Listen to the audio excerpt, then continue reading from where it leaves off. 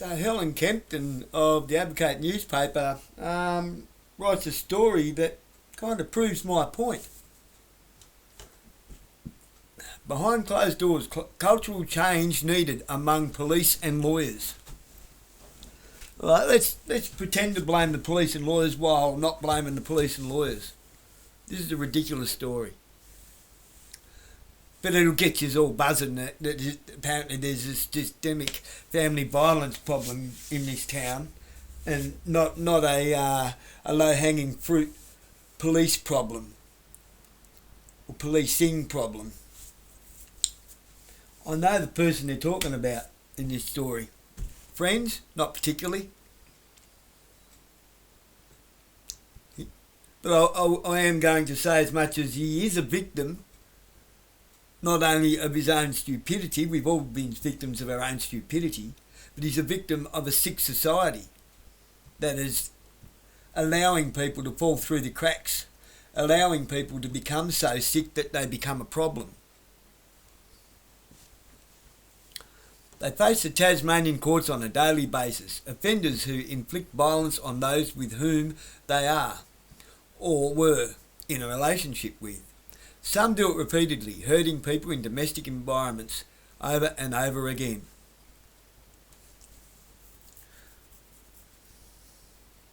Mamas, don't let your babies grow up to be dickheads. Fathers, teach your boys to treat women right. That's my version of it. Tasmania's tougher laws, which include a new crime of persistent family violence and the ability to declare repeat offenders serial family violence perpetrators, are having some impact. However, the Women's Legal Service Tasmania suggests that further amendments to the law are necessary to broaden their scope. Fucking feminists. The Hairy Armpit Brigade Karens.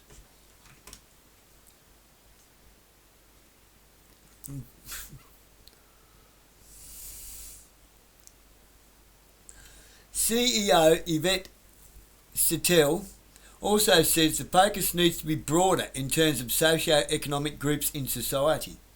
It appears only one group is being held legally responsible, she said. Okay, I'll go along with that.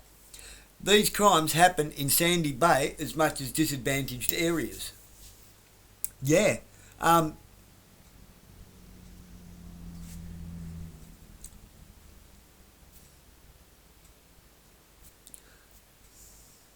I would say more. And it happens the other way around too, people, you know. Do you know how many women threaten their partners with their brothers and father-in-laws and to threaten to run away with the kids?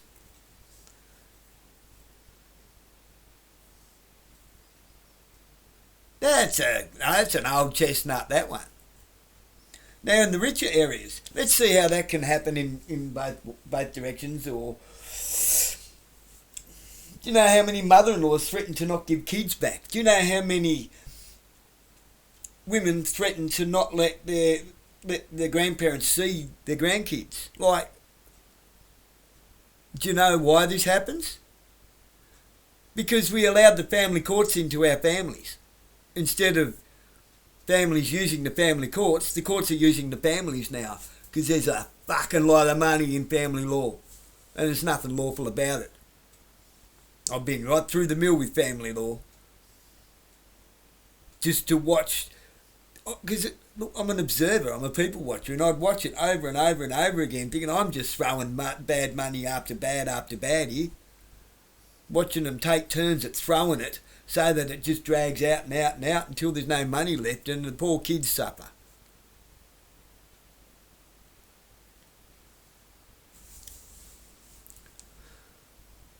Cultural change is required, both from the police, the Director of Public Prosecutions and lawyers, and for abuse in all its forms, not just physical, to be recognised. Here we fucking go. What I'm talking about. The crime of persistent family violence was introduced in 2018 to address cases where multiple offences are alleged over a prolonged period of time. The charge also encourages the legal system to acknowledge causes of behaviour such as coercive control and emotional intimidation. Mamas, don't let your daughters grow up to be dickheads. Fathers, raise your boys to treat women right. There's the solution there. There's the problem. Girls, be responsible for your vajayjay. Boys, be responsible for what comes out of your ding-wang. Properly. And stop boys like kids having kids. Get rid of adolescence. It doesn't exist. It enables boys to stay boys and into their 50s. And we see it around everywhere, don't we? And it also enables alphas to hide behind a uniform and call it stoicism. There's nothing stoic about an alpha. They're a fucking idiot.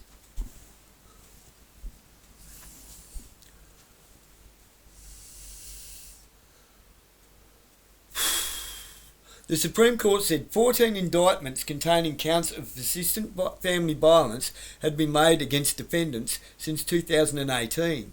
There have been 4 convictions. 2 were found guilty, 2 pleaded guilty.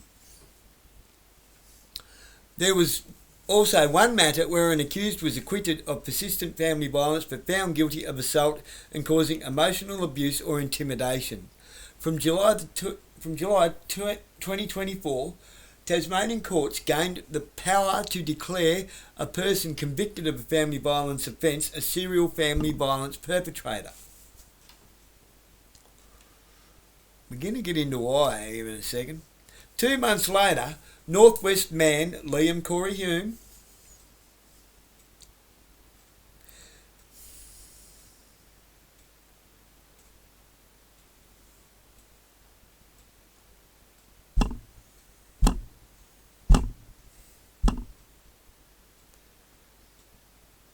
Tanya Humes' brother, Kevin Humes' nephew, son. Oh yeah, I'm going to go there. Muspuss's brother, who used to live up round here in Stammer's Place.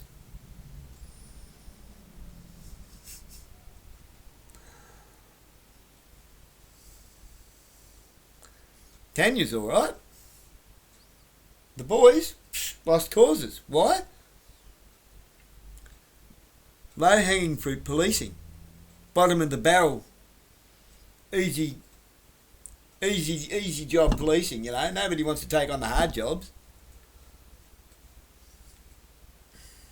Liam Hume is a chronic ice addict. Goes to jail, into the networking system, as I call it, where they just get more contacts, they beef up more, they do weights, they learn to fight, they learn how to game the system. 2 in, 2 out, revolving door plea deals between prosecutors and lawyers. How is the court meant to deal with that? They can't. This is why I say some lawyers are good, some lawyers need to be pissed off out of it. Sorry, lawyers, magistrates. We shouldn't have magistrates. We should have judges. The magistrates are only there for the court of petty coin, petty cash.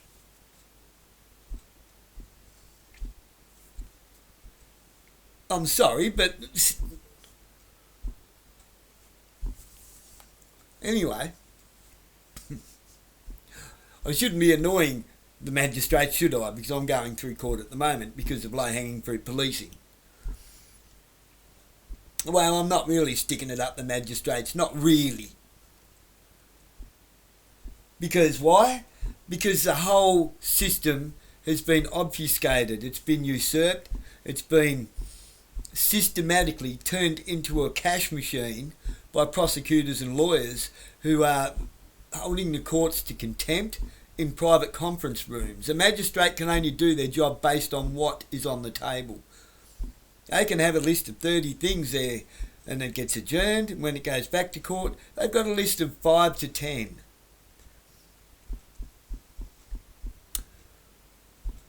I can tell you for a fact that Burnie police have lost $30,000 worth of ice here a little while ago. Where did that go? Somebody's charges all got dropped.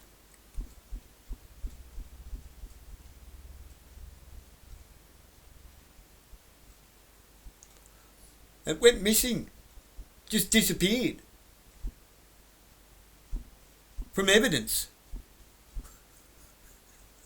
I know the person that it belonged to. I know everyone in the game. I know everyone. I know what's going on, people. I actually know. I am so brutally honest. I'm not dropping names. But I know what's going on.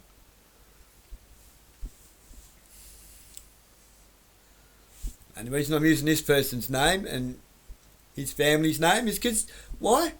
I want the family to hop up and down about this. If you're dragging someone's name through the paper, you're dragging their whole name, their whole family through the mud. And I'll say straight up that their sister, Tanya, is a really good person and raised her kids great.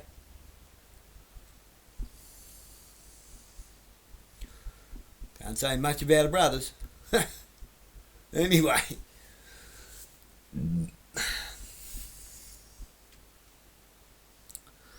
She told Hume his prior criminal history showed his attitude towards court orders. 5 separate people you have had relationships with are under protection orders, she said. Mamas, don't let your daughters grow up to be dickheads. Okay. What happens when a crackhead gets with a crackhead? They have crackhead fights. It spills out into the public all the time. It annoys all the neighbours. I'm sorry, but this is brutally honest.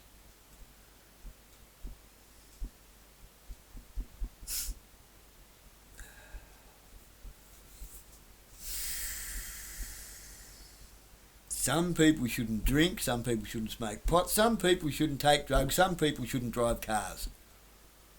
It's just the way it is. Some people shouldn't have a badge and a gun. Some people shouldn't be allowed in the courtroom with any kind of, with a suit and tie and a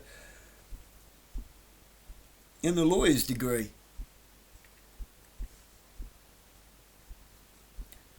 Feminists shouldn't be allowed in any position of authority, period.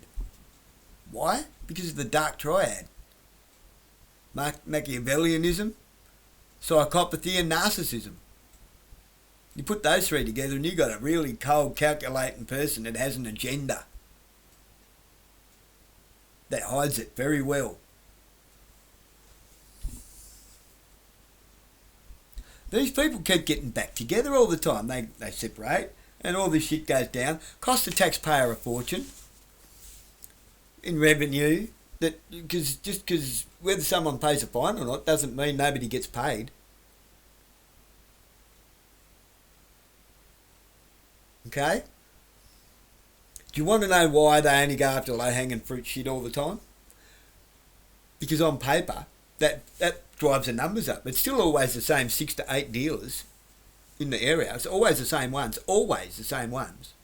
It's always the same people in and out of court. But on paper, they're just numbers. And if the numbers are up, the funding's up. And we need more funding, we need more police. And if we've got more police, then we need more funding. And if the crime's up, we need more toys and gadgets. We need more resources. We need more resources. We need more funding. It's all about business. They've turned policing into a business that needs to turn profit to justify itself and to stay viable for its own economic sustainability. And you wonder why the crime's getting worse? Wonder why kids are out of control?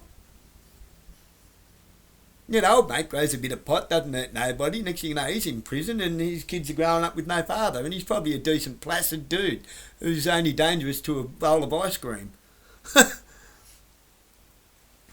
Oh, but you can be busted 7 times dealing ice. Get caught They take your cash, they take your drugs, and now you're beholden to the supplier, and it's either keep dealing or lose fingers and stuff, or end up in the boot of a car. They don't give a shit you got busted, your dumb fault you got busted. And suppliers never get busted. And the problem just keeps going, and just keeps going, and just keeps going. And a little tip, it's not coming from Venezuela. It's coming in shipping containers under diplomatic immunity and stuff. How else do you think stuff gets into the country all the time? Where does the stuff that goes missing from evidence go?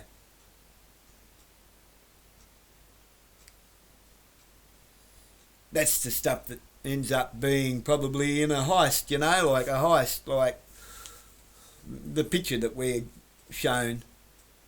Oh, look at all this we got. It's probably everything out of the evidence room that they've been sitting on for the last 6 months all put together. I'm not even kidding you. This is how fucking corrupt the system is.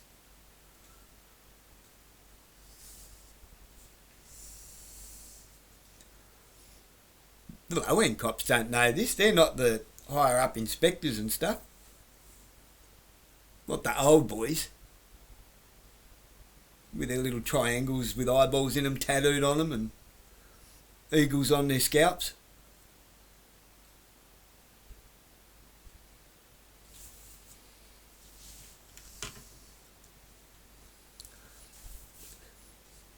It seems to me Parliament meant for this law to apply to people like you.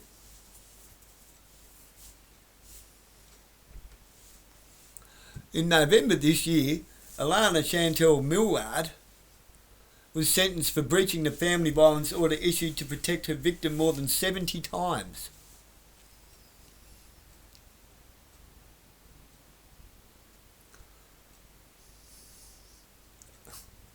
Drunk. There is evidence that electronic monitoring of family violence offenders has resulted in fewer offences being committed.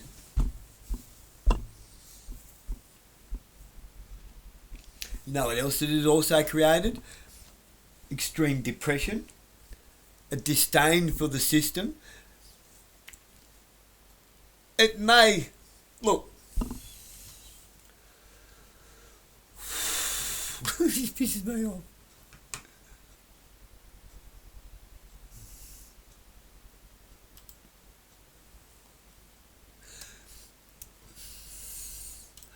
What it creates is a panopticon.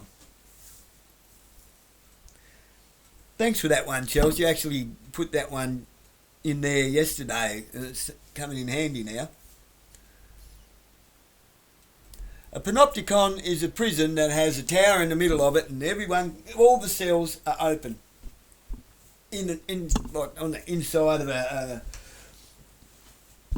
all along the walls, and a tower on the inside with one guard, windows, and they can see in every single cell. You mirror tint those windows. Everyone in those cells think there's somebody watching them 24/7. You don't even need anyone in there. That's not changing behaviour. That is not education. That is not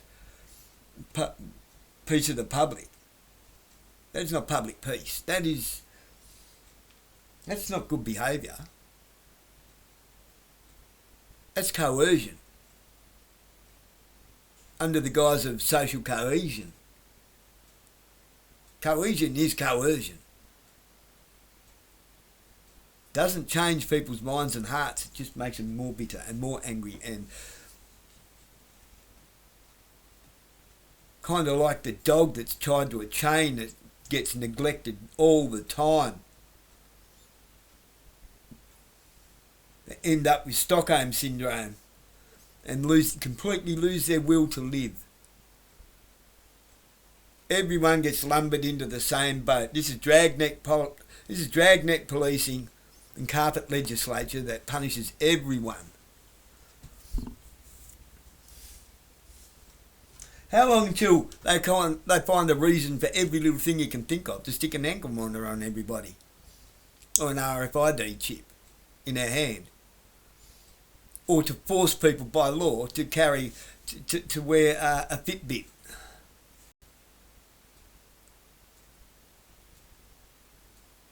Or a barcode on their forehead.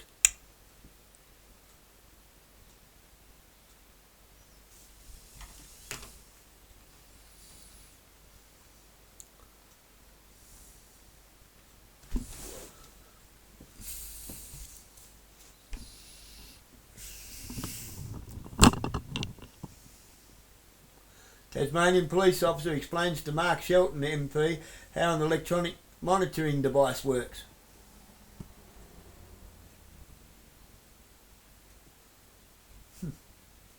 How come we know everybody's name in this except the police officers? Well, that's doxing. No, it's not. They're supposed to have their name badge on. They never tell you your name. You know, I've got 8 police officers I'm taking to court and I only know one of their names.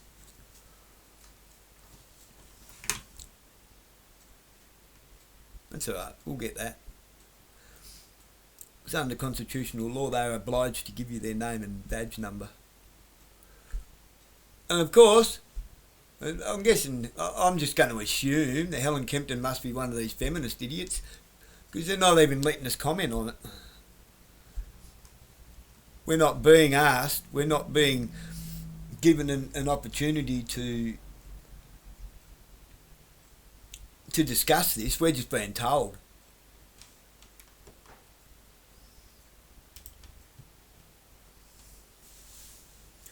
Blokes, stop knocking your women around.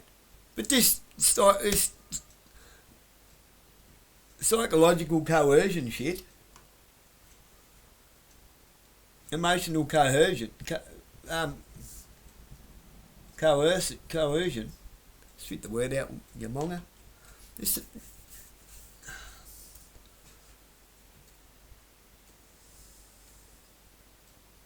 Where does that stop and start? Like, do you know where people learn that? Do you want me to tell you where people learn that? Prison. Jail mentality. They're institutionalised. They're never going to be any good in the public because the prison system's no good.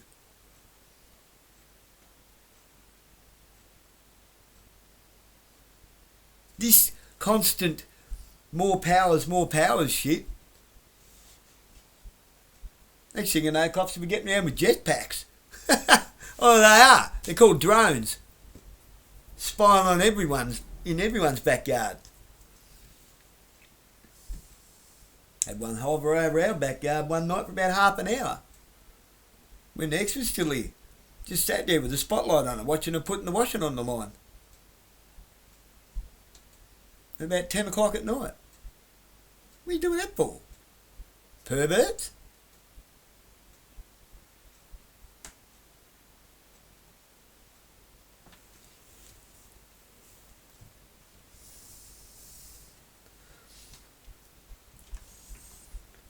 Problem, reaction, solution, dialectics. That's what this is.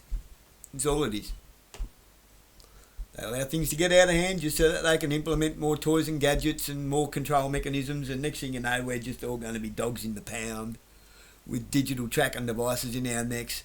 May as well be a cow with a tag in your fucking ear.